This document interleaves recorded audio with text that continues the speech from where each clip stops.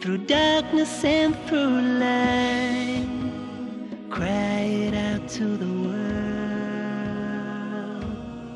Spread the word. Spread the word of Islam. أعوذ بالله من الشيطان الرجيم بسم الله والحمد لله والصلاة والسلام على رسول الله. In the name of Allah, the Compassionate, the Most Merciful, all praise is due to Allah, and may His peace and blessings be upon our beloved Prophet Muhammad sallallahu alaihi wasallam. I begin by greeting my brothers and sisters. Assalamu alaikum wa rahmatullahi wa barakatuhu. May the peace and the blessings and the mercy of Allah be upon all of you. And welcome to this program where we have a beautiful journey with a world-renowned scholar, a beloved teacher, a father figure to many, a leading scholar, an expert on Ibn Taymiyyah, an expert on Islamic philosophy. And we are invited to this journey with our beloved guest here for the day and for the few coming days, Dr. Ja'far Sheikh Idris. Dr. Ja'far, it is such an honor to have you with us. And I am, and I believe like many of our audience, we're really looking forward for this. And if we can start by introducing who Dr. Ja'far Sheikh Idris is. Bismillah ar-Rahman ar-Rahim. I have been asked questions several times, and I find it embarrassing. One finds it embarrassing to talk about oneself, especially if you don't have something great to say about yourself, and that applies to me. But anyway, I hope I will give you a brief account of my life. I was born in a city in the Sudan that is by the Red Sea, called Port Sudan. And that name was given by the British because at that time the British were ruling the Sudan. I was born on 15th June 1931, so I am still young. So and when I was, must be 2 or 3 years old, I went to, like all the children of Muslims at that time, my parents took me to the Khalwa, what is called Khalwa in the Sudan, but what is called madrasa, I think, in this in the subcontinent they call it madrasa, and in some places they call it kutab. Kutab, yes. This is the place where you study Quran. At the age of 6, something terrible happened to me, and still there. I was playing and I stepped on a nail, and it seemed that the nail broke the bone inside. But for some reason, no one at that time could cure this, and I stayed in bed for about 3 years. Now,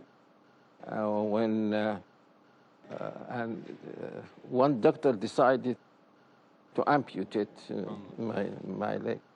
My father agreed, and many of the people who were consulted agreed, but my mother said no. He told her that this might, he might die. She said, better die with 2 legs than live with one. So I'm very grateful to her for still having 2 legs. I wonder what were her reasons if the doctor said... I don't know. I don't know. But the result was, when the wounds were cured, that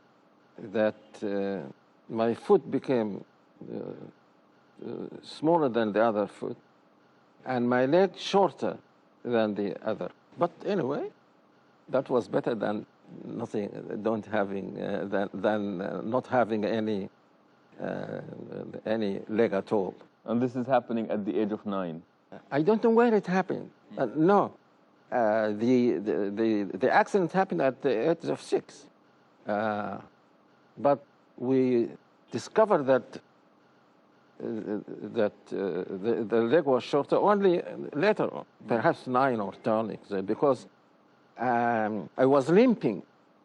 And when I was asked why do I limp, I didn't know until I went to the hospital, and one British physician measured it and said, of course you must limp because your leg is shorter than the other leg.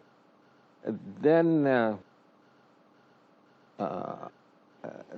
but there was some good, as you know, some good can come from some terrible things that happened to me.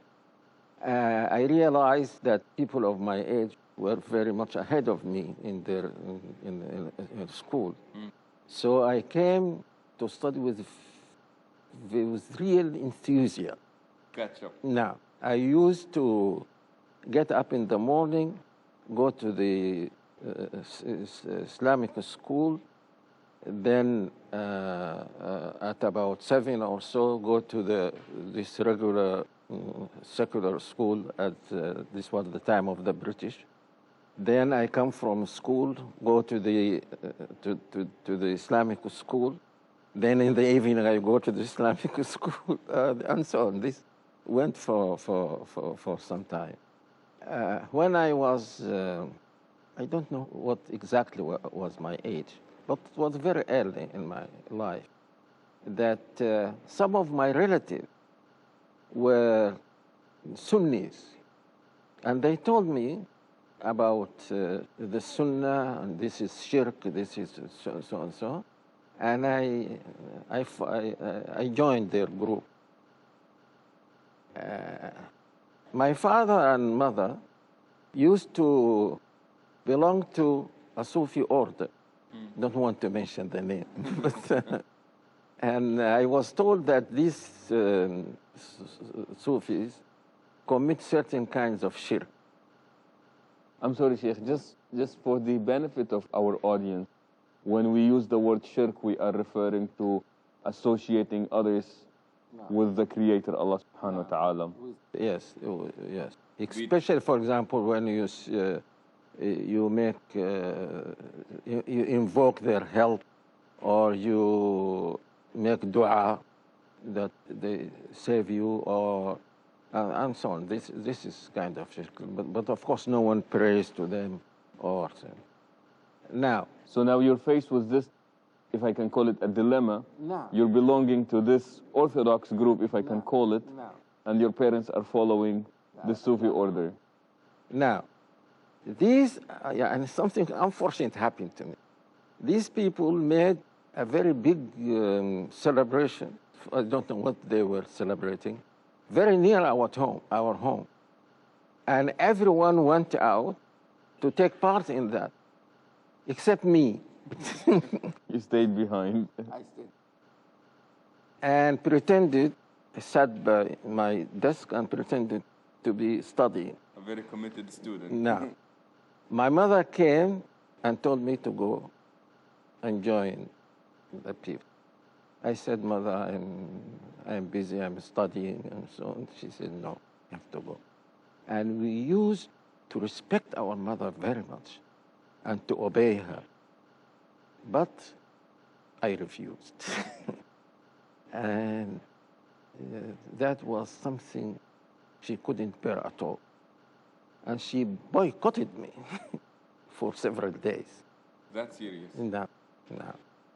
But again, I was fortunate because she used to respect someone who was her relative. He was a learned person, and he was a Sunni. She didn't know this. And he came and reconciled us, and he told her that what Ja'far did is right, and so on. She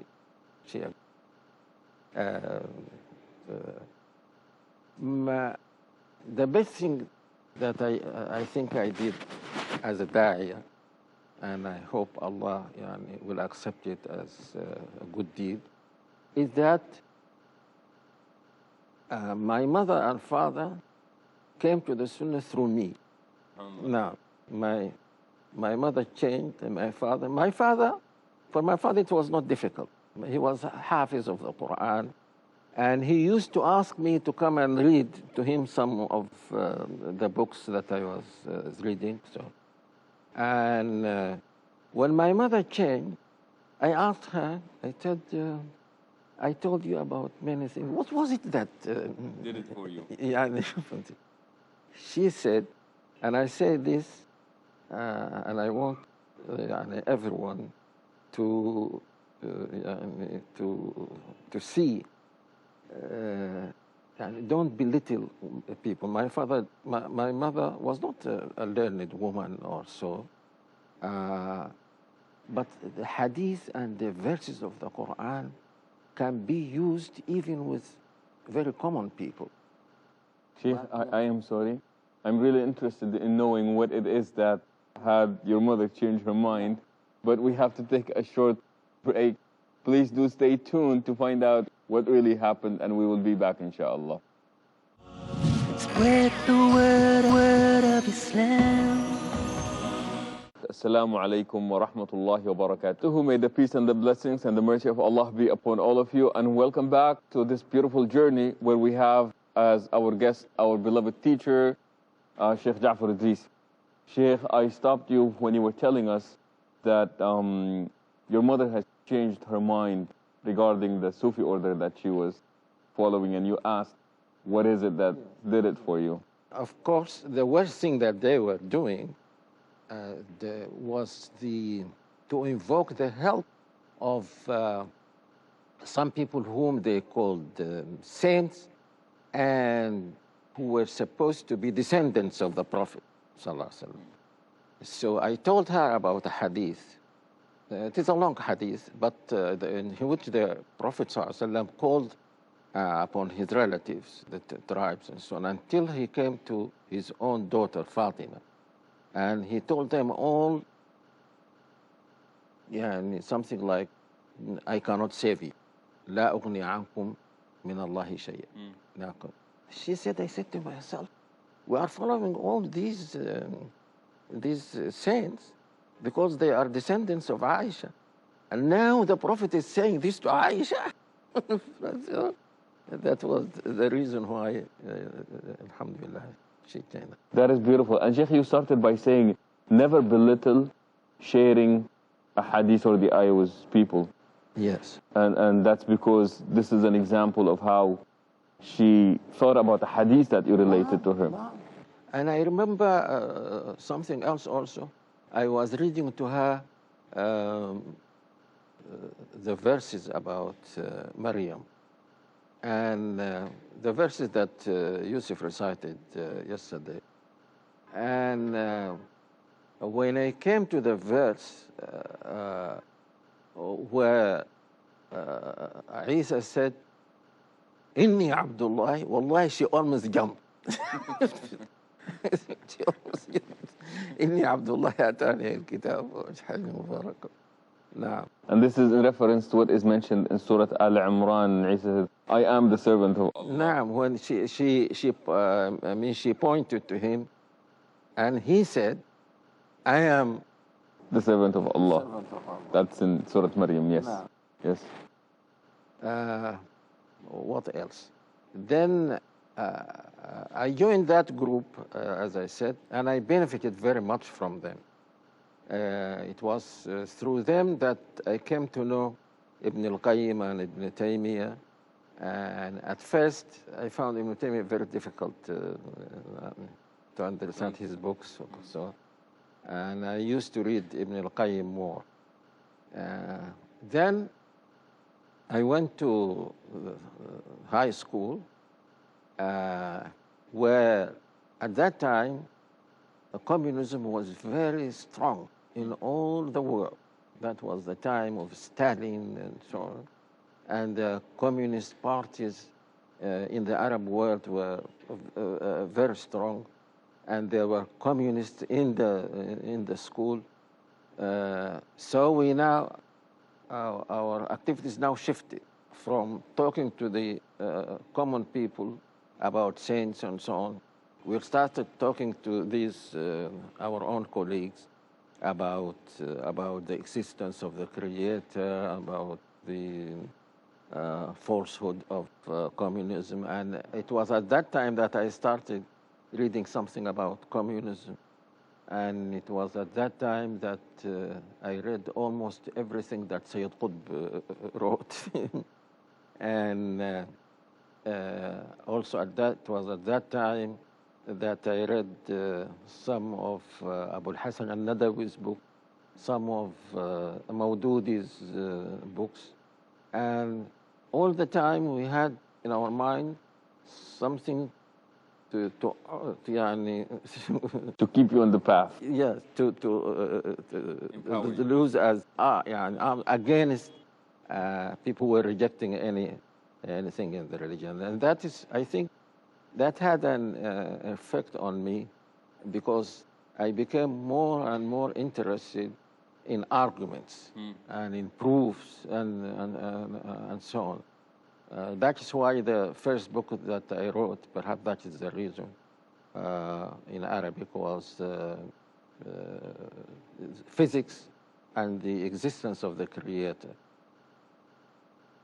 Then I went to university, where I studied philosophy. And I still remember that when I started studying, looking at communism from a philosophical point of view, I found it very much weaker than I thought it would be. I don't want to spend much time on that. Then the university sent me, when I finished, I studied philosophy as a major subject and economics as a minor one. And Sheikh, I'm sorry, before we go on, I find it interesting that, keeping in mind the background that you came from, that you chose to study philosophy. In fact, I didn't choose. I just found myself compelled to study philosophy.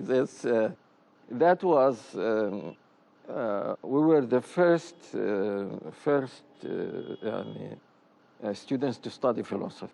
I was staying with some of my friends in a students' club, and we were talking about what subjects we choose when we go to was it second or third year. And one of them, Jafar, there is something new, there is something interesting. Why don't you try it? That's philosophy. And that was just... That's how you started. That was how I studied. But then our professor of philosophy was from Sweden. And because, as I told you, I used to argue and so on, and he liked that very much. And he told me, you are a born philosopher. So he encouraged me.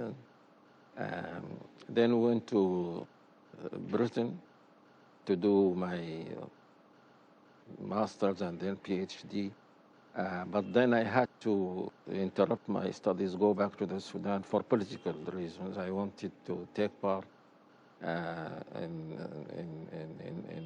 political activities after the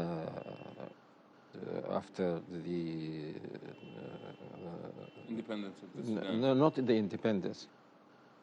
After there was the Sudan was ruled by a military government, Aboud, and then after him there was democracy and there was a chance for taking part in politics. So I went back. Then after some years, I went back to the university and resumed my studies. And I was again very fortunate. The supervisor was from Britain, and he suggested to me. It was him who suggested to me. I was writing on the topic of causality, just from a philosophical point of view, and I referred to something Islamic in the first, I think, chapter that I wrote. And he said, "Oh, why don't you make the whole thesis about this?" So I made the thesis on the Islamic concept of philosophy. And according to this British what do you call regulations, also the supervisor had the right to elevate or what they cease the masters into a PhD. And he did that, so I never got a master's degree. I went to PhD. He thought your master's thesis was good enough. To be, yes. That was just the first chapter that I wrote. And I was very fortunate. He never, as I say in Arabic, he never said to something that I wrote why you wrote it, and to something that I neglected to mention why you didn't mention it. So I was very fortunate. Now. And now, looking back to studying philosophy, you think if you had the chance to maybe choose another subject of studies, would you have chosen philosophy? Yes, I would have chosen philosophy. And I think I benefited from it very much. And Ibn Taymiyyah said something very interesting about philosophy. Perhaps you know, he said something, I mean, that seems to be unbelievable. He said he used to argue with the philosophers. When he was only 14. At 14, people don't know cannot understand what the philosophers say. He said something strange about two strange things. One is that he said that philosophy trains you to look into minute things, النظر الدقيق. In another place, he said that had it been for the fact that Allah subhanahu wa ta'ala made us better than these philosophers by the Quran and the Sunnah, they would have been the wisest people. And he was referring to Greek philosophers. Now, so I would go back and study. Now, and we're also fortunate that the philosophy that professor concentrated on was something very useful. It was not just the ideas of this and that. It was something that is called philosophy of science. And the philosophy of science is like usul al-fiqh. Usul al-fiqh compared to fiqh is like philosophy of science compared to the different science. And that is why sometimes they call it the same thing. For example, the foundations of physics, philosophy of biology, and so on, in which they study almost the same thing that the usuliyun study in relation to the Sharia. Islamic jurisprudence, foundations, principles versus jurisprudence itself. Sheikh Ja'far, this is getting more exciting. And as it's getting more exciting, time is getting very close to the end of this part of our program in this journey with Sheikh Ja'far Idris. Thank you for joining us, and definitely, Sheikh, thank you for being here with us. And inshallah, we will be meeting again with the Sheikh, so please do join us when we meet next time. Until we meet you, then we say so long, and assalamu alaikum wa rahmatullahi wa barakatuh.